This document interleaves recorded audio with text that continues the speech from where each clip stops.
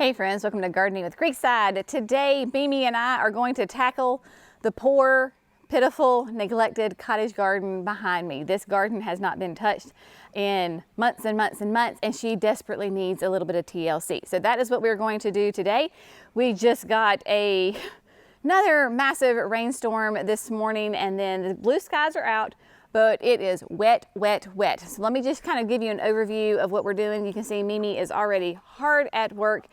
Of course, this is the cottage garden right off of the driveway. I see this out of my kitchen windows right here. This is a very high visibility garden, and every time I stand at my kitchen sink and doing dishes or whatever, I look at it and it's driving me bananas. So this has tons of perennials in it, and these perennials have been here, I don't even know, 5 years, 6 years, whenever we did the garden, and they are just growing and are happy and are just beautiful. My room for annuals is dwindling, and that is perfectly fine with me. I have tons of different kinds of daylilies in here. Of course, the Princess Anne. This is the David Austin Princess Anne standard. She is doing great. We're going to come in here and do some deadheading. Brenna is on a rabbit patrol, and she is determined to find these rabbits. I just have to make her sure she's not going to destroy my garden. But Princess Anne, she needs to be deadheaded. With all of this rain we're getting, it is really kind of destroying my flowers. But you know, it is what it is. You can't stop the rain. So in here is a very determined German Shepherd. Let's get her out. Butterfly weed is blooming. I cannot believe it. This is just, of course, the classic native butterfly weed. It is beautiful, bright pop of orange in here. Very, very happy. I have got salvias. I've got agastaches back here that are blooming. The weeds are quite prolific, so we're going to tackle those as well. You can see the water standing from the rain that we've gotten. Typically, I'll always do some fun petunias down here on the side, so I imagine that we're going to get that done as well today.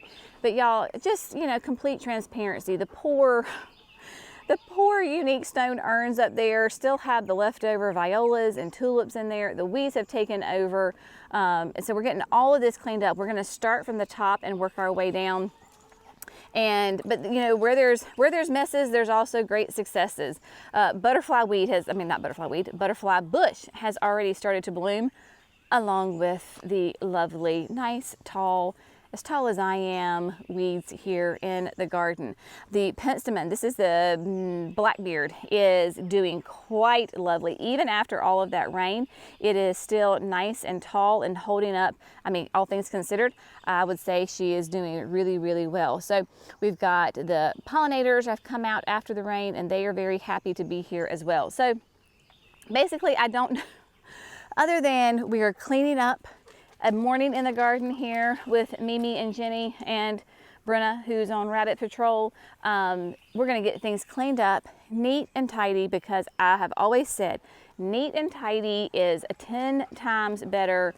Even if you don't add one plant to the garden, make it neat and tidy, get rid of the weeds, tidy things up, prune if you need to, that kind of stuff. So I am practicing what I am preaching today, and we're just going to spend some time here in the cottage garden. We'll see how things go as far as, like, you know, do we plant some annuals in here? I would love to. My space for annuals is very low, but I would love to come in here and put those petunias on each side of the steps. I want to put some cleome in here, maybe a coleus here or there, just bringing in some nice pops of color, especially right now in here because it's all green. My daylilies are not blooming. As soon as they start blooming, I'm going to have loads of color, but until then I want something other than just green. So that's what we're going to kind of look at doing. And then of course up here we're going to take care of all sorts of things. So the oregano is doing great.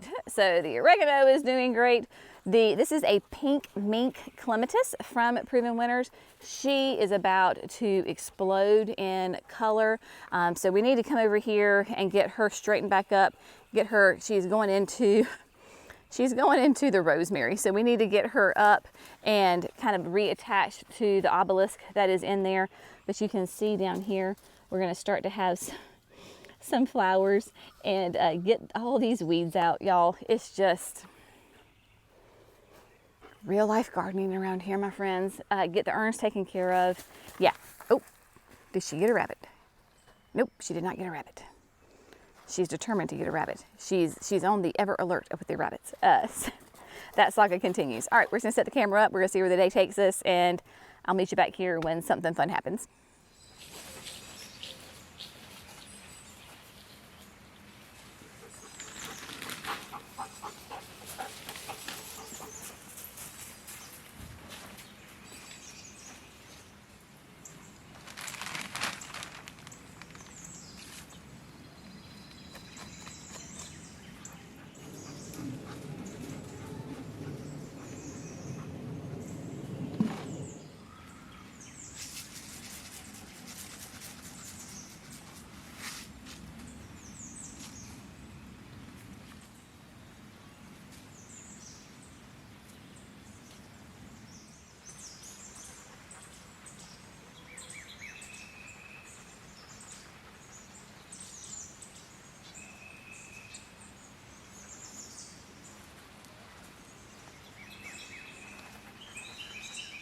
All right, my friends, so we interrupt the cottage garden cleanup for a side project. That happens a lot with Mimi and I. I have a total of three. Today we're going to use two.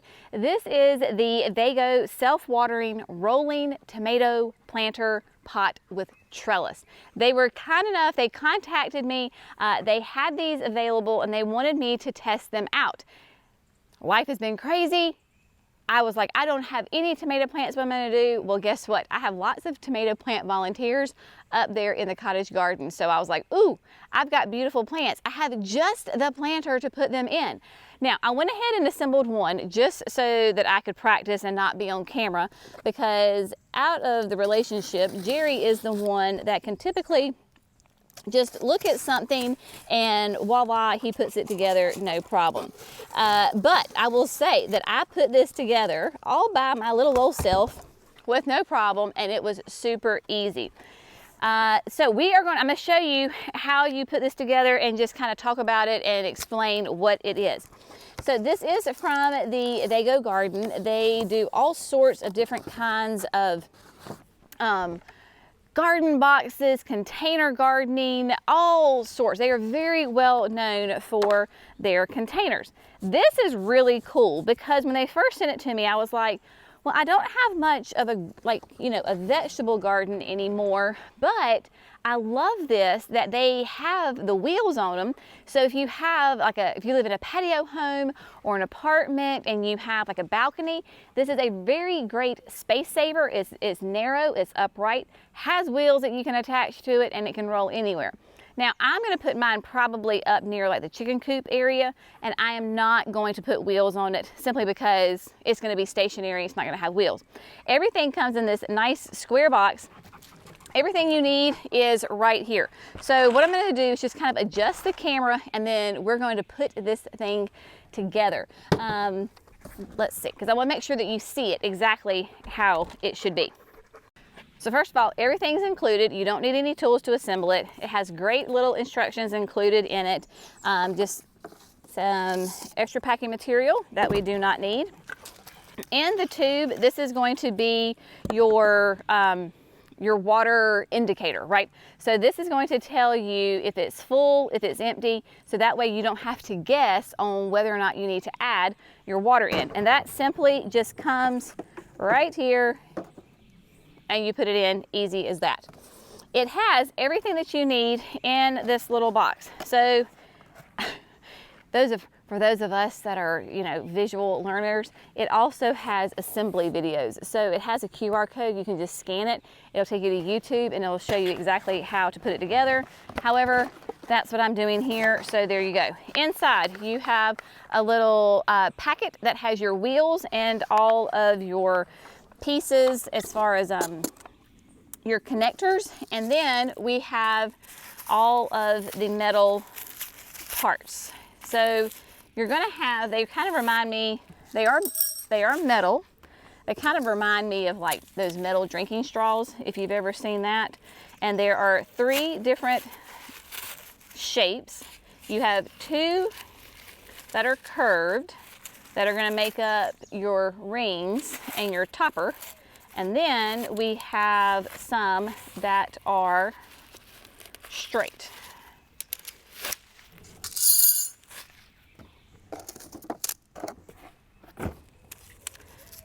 You know, we got a lot of rain this morning.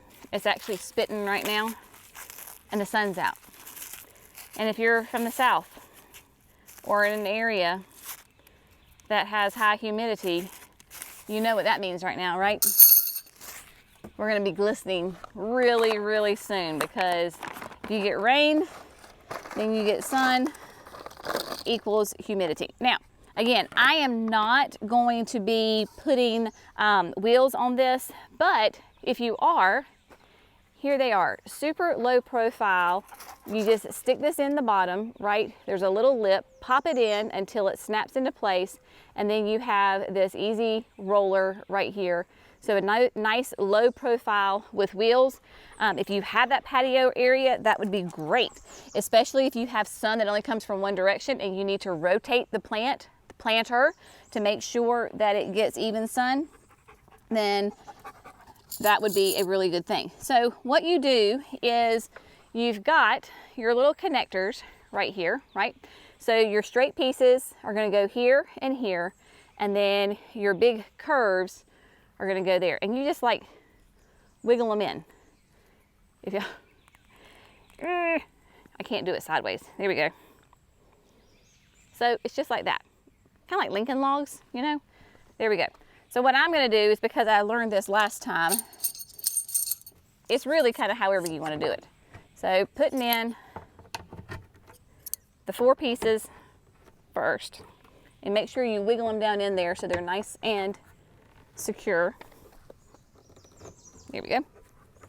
Because last thing you want is your trellis to be wobbly, especially with storms. So then you just simply go through and you build it, right? So you've got the 2 pieces here. That goes there.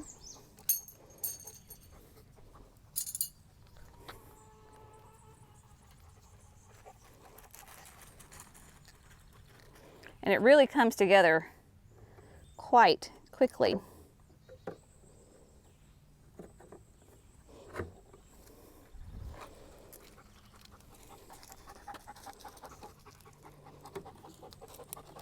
All right, see? You've already got 1 layer done. I'm gonna get the rest of it built, and then I'll show you how to put it on the top.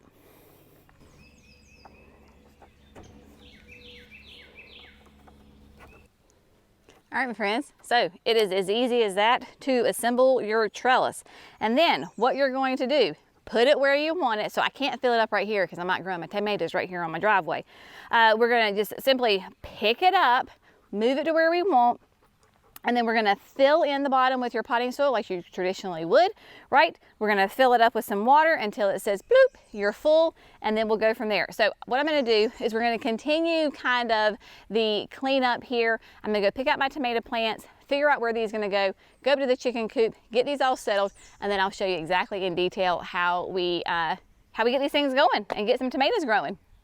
All right, my friends, so I was able to gather up all my supplies and bring them up here to the chicken coop. Pretty sure this is where they're going to stay because this is going to be the area that gets the absolute most full sun. I have space right here. It's close to the hose link so I can fill up the containers when I need to. Of course, your vegetable plants, your tomato plants, they need full sun. They need as much sun as you possibly can give them.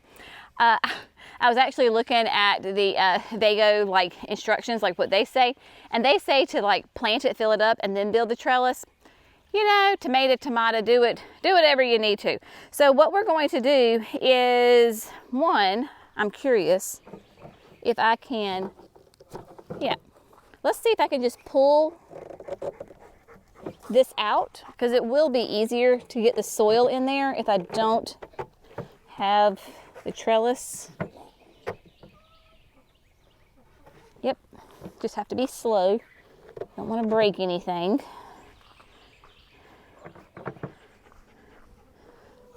You know, the first time you ever use something, that's the time where you learn the most, I think. So maybe you can learn from me.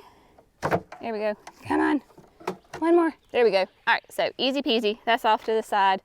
Now we can fill. Now in the bottom, because these are self-watering containers, you have, I took a picture of it, so you've got holes, you've got different divots and everything. We're gonna go ahead and fill this up all the way with a great potting soil. I do not have like an organic vegetable mix, so what I'm using is our professional mix. This is the Berger. There's no fertilizers in there. It is simply straight potting soil. So because obviously if you're going to grow your own food, odds are you probably want to go as close to all natural or as organic as you possibly can. Each one of the planters holds 1 cubic foot. This bag is a 3 cubic foot capacity, so fill it up with as much soil as you possibly can, knowing that it will of course settle once it gets nice and watered and compacted in there. So what we're going to do is we've got this in, and you're just going to kind of zhuzh it around, compact it in. Anytime or any kind of fertilizers that you want to add, now's the time to do it. Of course, I'm going to use Biotone. So I've got my Biotone, that nice natural starter that is great for all plants, including your vegetable plants. So I have my little tomato plant here. I do not know exactly which one. I'm sure that I have 2 different kinds. I think I have a traditional tomato plant, and then I have the cherry ones, the Sun Golds. They're bright orange. They are so delicious.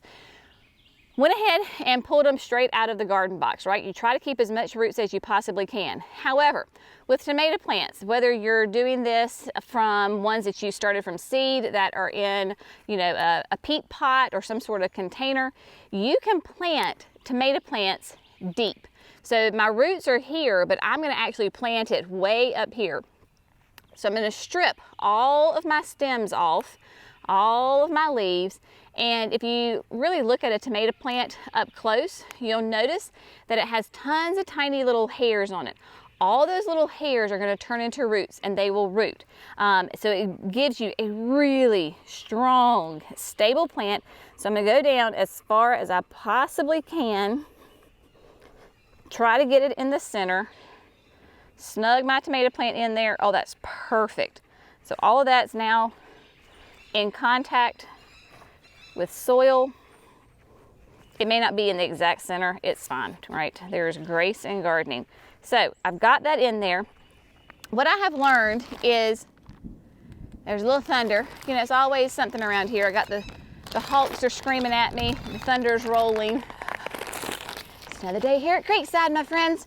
I have found that when I top dress my tomatoes, they are the healthiest, happiest plants I've ever seen. They get super nice dark green. I do not deal with any blossom end rot on my tomatoes. And I really think that goes to, it speaks about the nutritional value that is in this land and sea. Blossom end rot, of course, is where you get these beautiful fruits, right? So your tomatoes are growing, they're happy, they're gorgeous, and then you go to pick them and the bottom of the tomato is rotten, it's black, it's nasty. So that can be a calcium deficiency. It can also be where all of a sudden you got a ton of water all at one time. Normally that's because you get this massive, a couple of days of big rain or a big huge rainstorm, and it just soaks your plants. Maybe you're like me, and every once in a while you forget to turn the irrigation off, and it just runs and runs and runs and runs. Whatever the case may be, this compost is a great way to combat that blossom end rot. So what I'm doing is I'm top dressing with land and seed. Now it doesn't matter really how much I put in here, as far as I can't overfill it, because I'm not worried about burying the tomato plant too much. The deeper your tomato plant, the happier and the healthier and the stronger it's going to be. So I feel really confident in where that is. So what we're going to do is put the trellis back on, and then we're going to fill it up with some water. All right, so they are all planted. I got both of them planted, and side note, middle of the day on a sunny day that the sun's going in and out, probably not the best time to transplant tomatoes. They'll be fine. What we're going to do first is I'm just cleaning off my mess that I made here on the side, and I'm gonna get this tomato and the soil initially watered in. Whenever you have self-watering containers, whether it is this one that has your tomato plants in it, or any kind of trellising, you know, plant that you want to have in here, I'm thinking, because I have one more of these containers, I think I'm going to put a blackberry bush in here in the third one, and I'll bring it up, but that's for another day. Whenever you have self-watering containers, you always want to make sure you come in and initially that you water it in. The line has some air in it, excuse me. Whenever you have a self-watering container, you always want to water it in initially. And that first week, you may have to come back and top water just a little bit. Now, with these Vagos, they're really great because right here on the side, you have your water level indicator, and then this little flap. You lift it up, flip it over. I'm gonna switch my spray nozzle here, and then I'm just gonna fill it up. Let's see.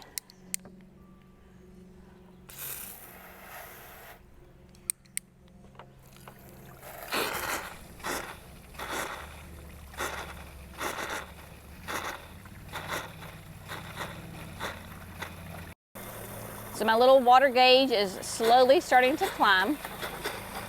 And then it has different levels on here for the side, and it has little markings. So you'll know when it is full. It doesn't have to reach the absolute tippy top. You just want your little indicator to reach the line where it says full.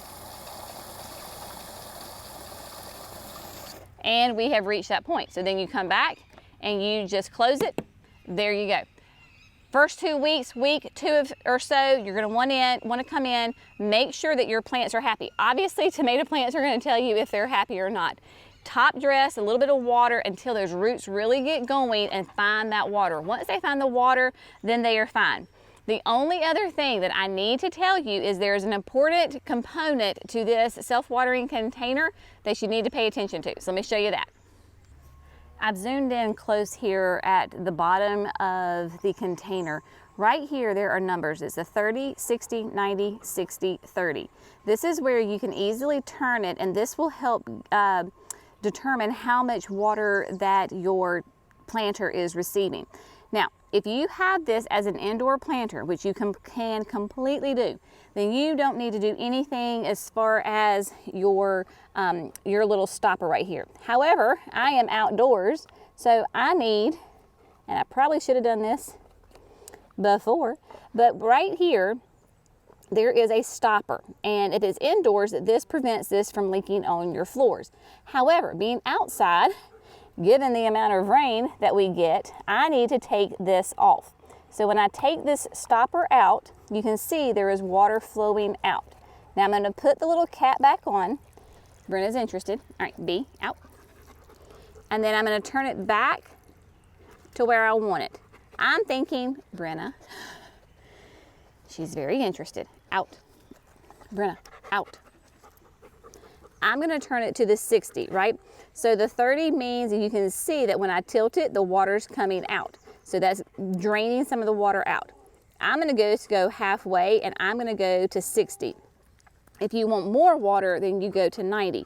But this is really important. If it's outside, you need to take that little stopper out. Otherwise, you get massive rain like what we do, and your tomato plant is absolutely going to flood. So it is as easy as that.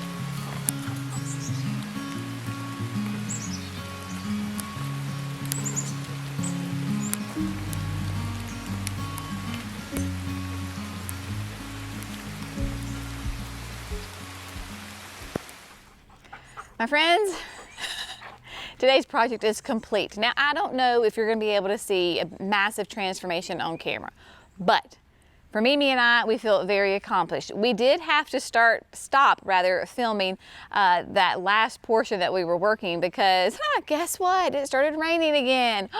Shocker, more rain. I just got a text from one of our customers, a friend of mine, Brian, and he was like, if it rains another drop, I'm just gonna start crying. And I'm like, baby, I know. The next 2 weeks, it's just gonna be nothing but rain, which is not a good thing, but it's just gonna keep raining. So I had to turn the camera off because the camera is not waterproof. I have the GoPro now, it is waterproof, and it is, yes, starting to spit again. So what we did, truly, we cleaned up. We made it neat and tidy. And honestly, mostly Mimi did all the weeding for me as I was getting the tomato planters all put together. Everything in here is a perennial. We did not plant any annuals simply because, y'all, the ground is so saturated. It is just absolute soup right now. So everything is cleaned up. We got all the weeds out. And then I know that Princess Anne looks funny, but y'all, I pruned all, you know, the old buds off of her. I'm hoping that I can get some blooms for the signature experience at the end of June. But yes, yes, I did leave this one rogue crown of a limb up here because it is covered in not only flowers but mostly buds. Like, it has so many buds on it. So if I cut it right now and put it in a vase, then most of them are not going to open. So I know it looks funny, but it's my garden. I'm going to do it, and I'm going to let her open up, and then when she's more open, then we will go ahead and trim her and get her nice in a vase and enjoy some gorgeous Princess Anne flowers. We went ahead, as the rain continues to come down harder, like I said, all the weeds, the ones that were crazy, we got rid of those. My sweet little butterfly house, this is one of like the ones that we sell. We got them from our friends at Heartwood down in Mississippi, and the other day it was leaning and I went to go push it back a little bit and the pole broke. And so I was like, well, let's just keep it short, and it looks so nice because it's white in that little dark hole up against the lower petalums. So I love that. So there we go for that. Mimi did a great job, got all of the garden boxes cleaned out. Now you might see that there are some plants in this garden box. Those are volunteer zinnias, so we're gonna leave those. The plan is that we are actually, and I don't know the timeline on this, but we have some gorgeous new garden boxes that we're going to be installing. They're here. I have them. It's a little thing called time and weather that is not cooperating. So we're going to take these guys out because these are falling apart, and we're going to put in gorgeous new ones. So that's why I'm not planting anything in here, is because it's pointless until we get the new ones in. Mimi got the pink mink clematis all nice and snugged up, so she is out of the rosemary and doing quite nicely. And then I got all of the urns planted. I just went with this is the Sunstar Rose, beautiful bright pink, hot pink penta. I've never done pentas up here, but I thought it'd be really fun. I'm kind of going with that bit of that pink theme this year, and they love the sun. They are on drip irrigation. They have the little rings around them, so when the garden boxes get watered, they get watered also. So all of that is cleaned up. And then lastly, we did come in just because I couldn't stand it, and we came in and weeded along the front side of the flower bed right here. I went ahead and cut back my daffodils. You can see my little epimedium now is doing great. And I even cleaned up some of the limbs of the crepe myrtle. So a little bit of a hodgy-podgy, little of this, little of that. It's what we call, you know, Mimi and I do some good piddling in the garden together. And so that, it makes me feel better looking at everything. It looks much more neat and tidy and not such a mess. I do want to come in and put some annuals in here, but like I said, when I say this is absolute soup, like, it is soup. And you can still see that we have water just kind of hanging out in this box, this bottom step right here.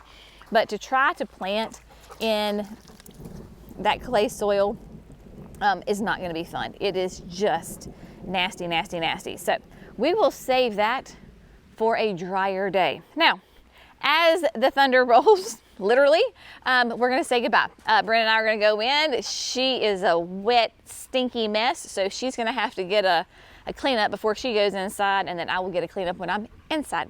As always, we hope you found this fun, informative, and inspirational. Another crazy rainy day here at Creekside. Imagine that. More rain. If you need rain, I'll send it to you. Just let me know. See you on the next video. Bye, friends.